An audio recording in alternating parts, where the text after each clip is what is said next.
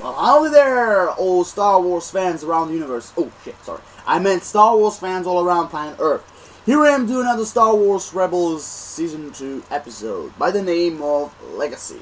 But if you don't know, the episode Legacy first was known as by the title The Secret of Prisoner X10, which was changed during the prior of the start of the Season 2. And when I saw this episode, it somehow, it makes perfect sense why they call it Legacy, because in the short terms, this Ezra is all about Ezra.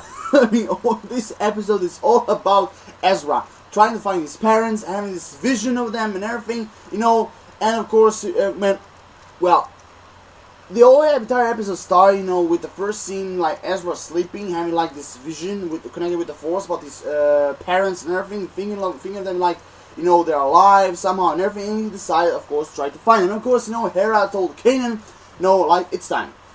It's time that we tell Ezra what we find out about his parents. Which, if you remember from the Season 1, the yellow alien, I can't actually remember his race name, but his name was Sibo. He told Hera, before they gave him to the rebellion, he told Hera what really happened to Ezra's parents. And of course, Hera, in this episode, in Season 2, finally showed him what really happened to them and everything. And of course, he's shown him like, that all the planets all the planet locations that Sibo gave them, was actually all, Imperial base prisons. And and Hera, of course, tried to explain that they did everything what they can, to find Ezra's parents, with the connections, we had the rebellion members and everything. Of course, all these shots were blank. Because, it was actually really quite clever for the Empire. Because it appears like every single prisoner is connected with the rebellion. It appears like that they give him a false name and a number. They give him a number, mostly like every normal single prisoner. They give him a number, and also they code the names. So every single somehow the Empire will know which kind of prisoner we're talking about. So the other people outside the Empire cannot see who this person is. So in some way, they try to make the enemies confused. So we go to the prison, we go to jail, and we're like, oh shit, we got the wrong person and everything. So whatever. So, and of course, Hera tried to explain that maybe his parents are alive, but they're somewhere around the galaxy, in a prison, whatever. And of course, Kanan already told him like the last time when it was that Senator Gerald Travis, I think that was his name. When Ezra said we're gonna save him, he's in danger and everything, and then of course in the end, because Ezra thought he will know something about his parents, and of course in the end it was the other way around. Gerald Travis joined the Empire, and he told him when he said your parents were very brave but also very foolish. That was the part that Ezra didn't predict it. So I mean it's normally because he's a Padawan, and of course he can interpret or code the vision that he has. So, but one step or another he will, like every other ordinary Jedi when he reached the top Jedi Master level. We're talking about that, and so okay, so that was the second scene. Of course, Ezra with the Force, he tries to try to find the number, which they're calling the Ezra's parents. And of course, some way, with the connection of the Force and everything, bingo, he find them. And that precise moment from the last episode, because the Seventh Sister and the Fifth Brother, thanks to that probe droid, which taped, Ezra's voice, but of course, with the other, Imperial fleets, they made to Garel. And they made a terrible invasion and destroy everything. So in some way, the rebels need to float the coop. They need to run away. They need to escape to find another different location.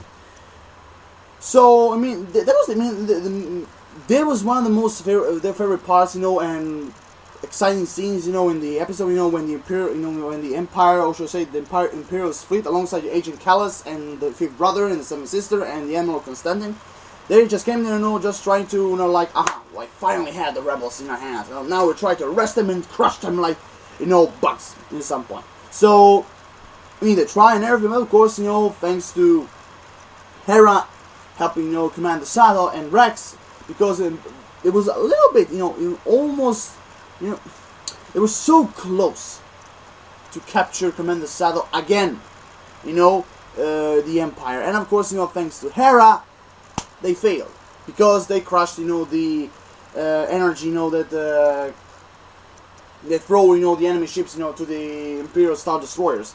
So like we saw in the last, before the last episode, when there was that Imperial Navy Admiral Brom Titus. Yeah, that was the guy. So, I mean, that was kind of cool. And of course, Kanan with the mini ghost, or should I say part of the ghost ship, they flew the coop, go to the Lothal again to find this information and everything, because like Ezra said, to find his parents, we need to follow, his vision and everything. And of course, because in this vision, in the way how I see it and everybody else, it appears like that, the first scene was like, Ezra's parents in some kind of prison cell, and then of course you see like Ezra, staying on top of some kind of a rock, watching these two moons, whatever they are. And of course, like there you have also, Ezra with the Lothal cat, all of them were part of the vision. And of course, the last part you see there you have one guy, who was staying there, who appears like knew Ezra's parents, which actually in this episode we find out that this guy's name was Raider Azadi, if I pronounce it correctly. And of course, voiced by none other than Clancy Brown. Nice to hear his voice again. I mean, in the Star Wars universe. I mean, it would really great, if they're gonna bring a new Inquisitor next season. That's in the way how I see it. It would really cool that one of the Inquisitors would be that is voiced by Clancy Brown. I mean, the guy who gave voice to Lex Luthor, Savage Oprah's in Star Wars: The Clone Wars, Mr. Krabs from SpongeBob. I mean, all other characters. I mean, and the list goes on and on and on. But it would be really cool to see Clancy Brown voice an Inquisitor. It really is. I mean, whatever. It's nice to see him, in the Star Wars Rebels again. I mean, the Star Wars universe again. So, I mean, after the invasion and everything, of course, the plan failed. But which, when you talk about the invasion, I really liked, the fight between the Stormtroopers, Agent Callas, and Ezra, just, jumping, in the battle and everything. He destroyed, all the Stormtroopers, and of course, we pushed away Agent Callas, with the Force. And in few seconds, you can see Agent Callas was afraid and worried. They're like, because every single day, Ezra's powers, they're growing, far more, bigger and bigger. Like, even Kanan said. So, I mean, it was really cool to see him, like, that he's making good progress to being a Jedi and everything. And of course, he was that close that he can fight Seventh Sister and Fifth Brother. But of course, Kanan blocked the door and he didn't fight them. But in his case, he's not ready for him. He's not ready for him because Kanan, because when you talk about the season 1, Kanan, it took him a real long time to defeat the Grand Inquisitor. He really, when we talk about the first meeting to the end, to the finale, it took him quite long because only in the end, he finally threw himself, connected with the Force and everything. Of course, he outsmarted him, and cut, his circle lightsaber in half, and of course he let himself, die in the generator.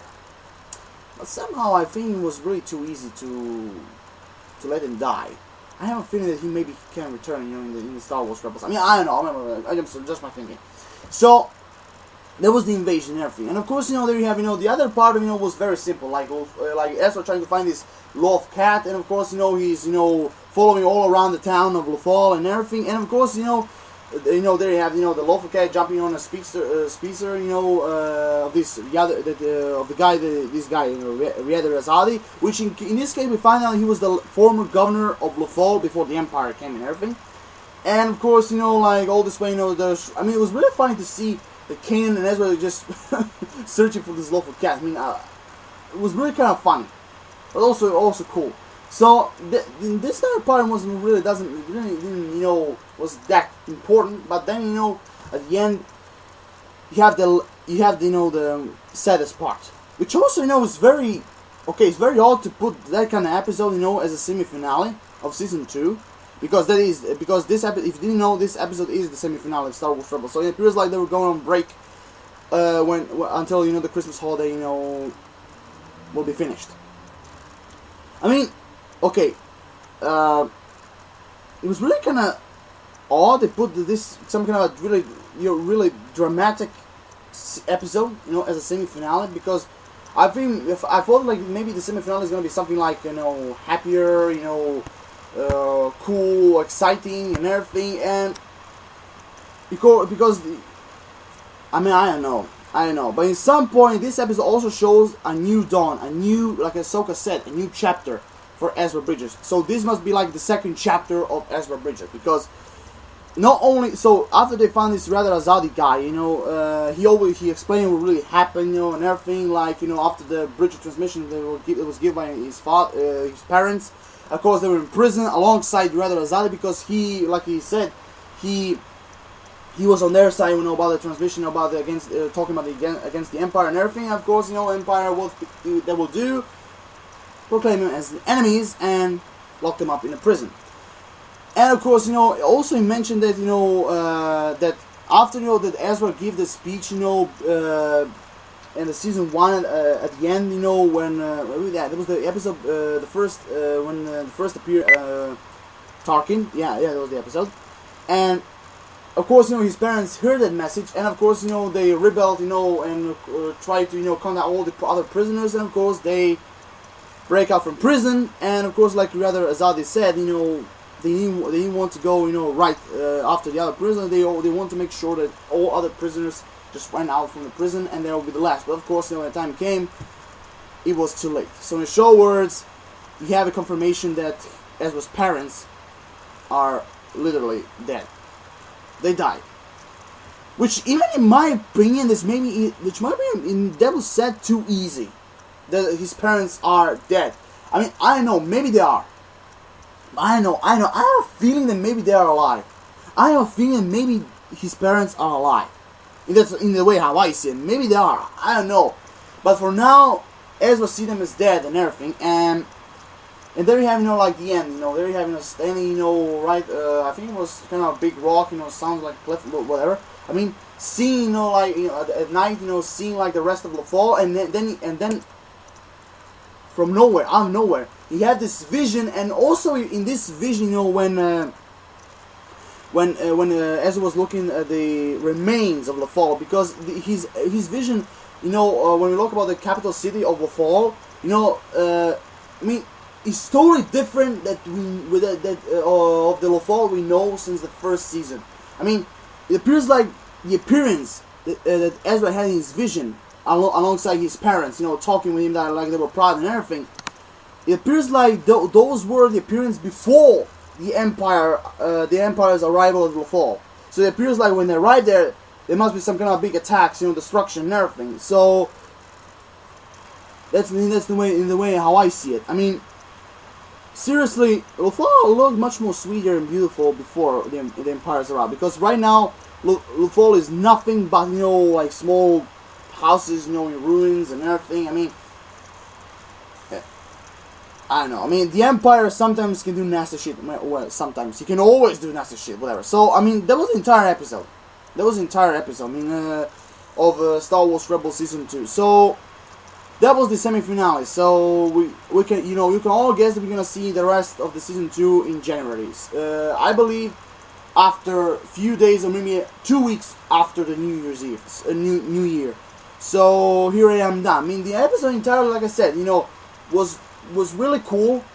A little bit, you know, much more dramatic for my taste, but it was really cool. You know, I like the invasion. You know, the fight, the battling. You know, Ezra against the stormtroopers, Agent Cullis, and everything. You know, I like, you know, the search for his parents and everything, but a little bit too dramatic and sad for my taste. But in some point, you know, I understand the title of Legacy, because like Ahsoka said at the end of the season 1, this is a new chapter for, like, not only the Ghost crew, but also for Ezra. So it appears like this Legacy episode is also representing a new chapter, a new dawn for Ezra, in a way how I see it. So here I am. You know, before I said that, when the governor's name, Riyadh al-Sadi, I mean, I think his name, during development was, if I remember correctly, was Vol Freeless. If I remember correctly, you know what Dave Filoni said. I mean, I think it was. I mean, I'm not actually sure. But whatever. So, here I am done. Rate the video, comment, subscribe. You have what you think about this episode. What do you think is going to happen next, you know, in the next part of the season 2. What do you think about Ezra's parents? Do you think they're really dead or something? You can drop me a like, I appreciate it. So peace everyone, have an awesome rest of the day. Lord Shells, like always, signing off, and see you around next until the next part of Season 2 of Star Wars Rebels will show up. So until then, may the Force be with you. See you next time.